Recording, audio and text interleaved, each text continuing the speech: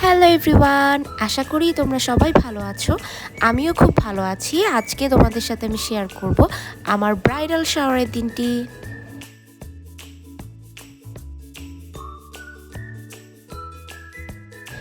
13 April 2026 এই দিন ছিল আমার ব্রাইডাল শাওয়ার।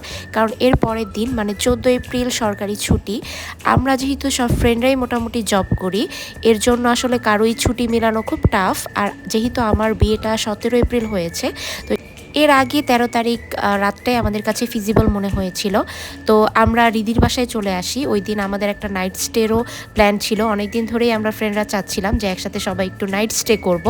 তো সব মিলিয়ে রিদির বাসায় প্ল্যানটা হয়। এক ঢিলে দুই পাখি বলে কথা। তো এই তো দেখতেই পাচ্ছ যে আমার ফ্রেন্ডরা চলে আসছে। রিদি এখানে আসার পরেই আমাকে ম্যাঙ্গো জুস দিল।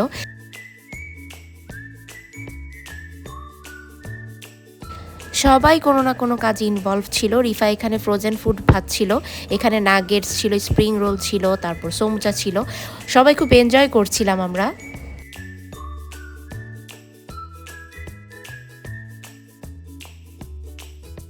আমার ফ্রেন্ডরা বেস্ট, ওরা প্রত্যেকেই কাজগুলো ভাগ করে নিয়েছে কে কোনটা করবে। তো কিছুক্ষণ পরেই চলে আসে ফুল নিয়ে রূপা। রূপা আসে অফিস থেকে, আমি যেটা বলছিলাম সবারই অফিস, তো সবাই খুব টায়ার্ড ছিল। ওই টায়ার্ড লুক নিয়েই সবাই অনেক কষ্ট করে চলে আসে। এরপর একে একে হাতে হাতে সবাই কাজ করছিল। এখানে প্রজাপতিগুলো লাগানোর জন্য সুতা ফিক্স করা হচ্ছিল। এই প্রজাপতিগুলো খুবই সুন্দর ছিল।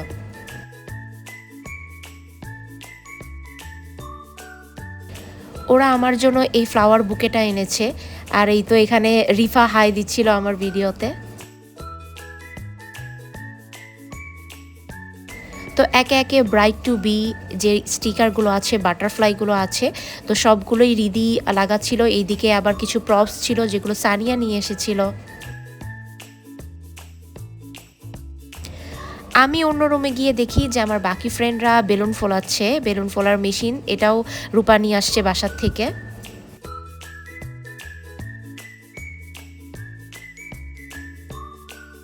বাই দ্য ওয়ে পুরা সেট আপটাই করা হয়েছিল ড্রয়িং রুমে। তো ড্রয়িং রুমে গিয়ে দেখি যে ড্রয়িং রুমে যে টেবিলটা আছে সেটার মধ্যে ওরা খুব সুন্দর মতো একটা টেবিল ক্লথ দিল।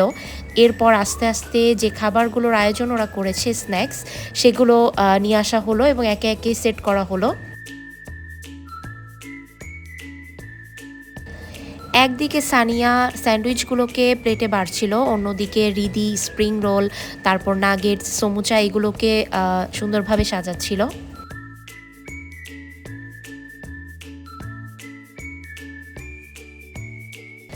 তো হঠাৎ করেই উর্মি বলল যে আমরা এত কাজ করে ফেলেছি, এখনও কেন আমরা গান ছাড়ি নাই।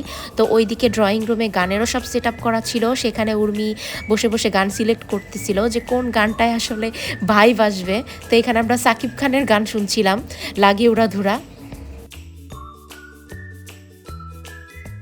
এরপর যখন সব কিছু সেট আপ হয়ে গেছে, তখন আস্তে আস্তে সবগুলোকে ওই টি টেবিলের উপরে রাখা হচ্ছিল।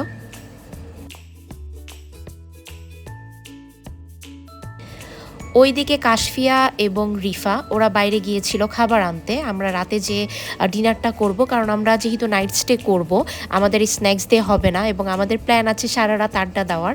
তো এখানে আমাদের ক্ষুধা লাগাটাই খুব স্বাভাবিক এবং রিদিকে আমরা আগেই বলেছিলাম যে না, তুই কোনো ঝামেলা করবি না, আমরা বাইরে থেকে খাবার অর্ডার দিব।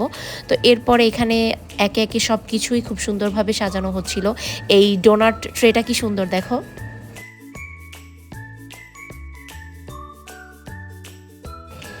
এই তো টেবিলের ফাইনাল লুক, সব কিছু এখানে সেট করা হয়ে গিয়েছে।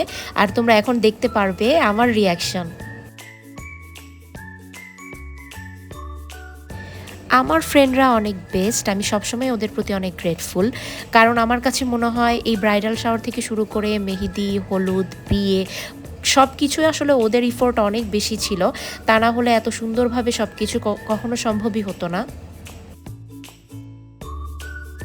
তো এরপর কেক কেটে আমরা কিছু রিলস করি।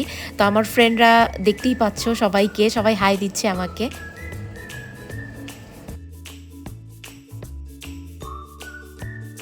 এরপর রাত 12টার দিকে রিফার খুব ক্ষুধা লাগে, ও বলে না আমি এখন মানে ডিনার করব।